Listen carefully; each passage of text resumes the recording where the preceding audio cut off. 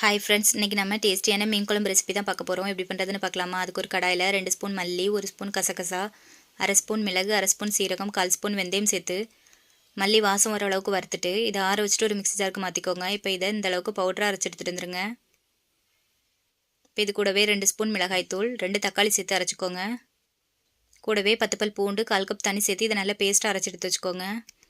இப்போ ஒரு மண்சட்டியில் 2 table spoon தேங்காய் எண்ணெய் சேர்த்துட்டு கூடவே 1/4 ஸ்பூன் வெந்தயம், ஒரு கொத்து கருவேப்பிலை சேர்த்து பொரிய விட்டுக்கோங்க. கூடவே ஒரு பெரிய வெங்காயம், 2 பச்சை மிளகாய் சேர்த்துட்டு வெங்காயம் கண்ணாடி பதத்துக்கு வர அளவுக்கு வதக்கிக்கோங்க. இப்போ இது கூடவே நம்ம அரைச்சி வச்சுருக்க பேஸ்ட்டு சேர்த்துக்கோங்க.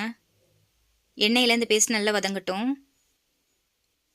இது வதங்கினதுக்கப்புறமா சின்ன லெமன் சைஸ் அளவுக்கு புளியை 10 நிமிஷம் ஊற வச்சு தண்ணி எடுத்து வச்சுருக்கேன், அதை இதில் சேர்த்துக்கோங்க. கூடவே 1 கப் தண்ணி சேர்த்து இதை மிக்ஸ் பண்ணி கொடுத்துட்டு மூடி போட்டு 10 நிமிஷம் வேக விட்டுக்கோங்க. 10 நிமிஷத்துக்கு அப்புறமா திறந்து பார்க்கலாம்.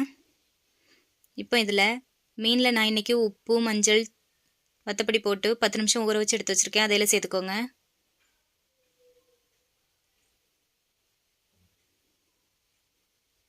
இப்போ இதை மூடி போட்டு ஒரு 8லேருந்து 10 நிமிஷம் வேக விட்டு எடுத்திங்கன்னா நம்மளோட டேஸ்டியான மீன் குழம்பு ரெடி.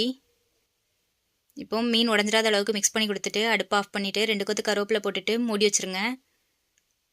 அரை மணி நேரத்துக்கு அப்புறமா திறந்து பார்த்தீங்கன்னா மீன் குழம்பு சூப்பராக இருக்கும். நீங்களும் செஞ்சு பாருங்கள். தேங்க்யூ.